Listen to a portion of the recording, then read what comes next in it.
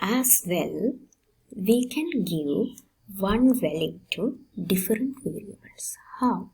X, Y, Z. Those are different variables, but you can give the one value to these three variables.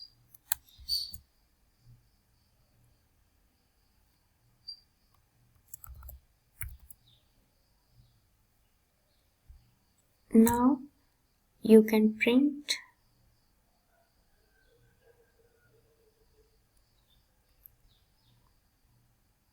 these variables like this.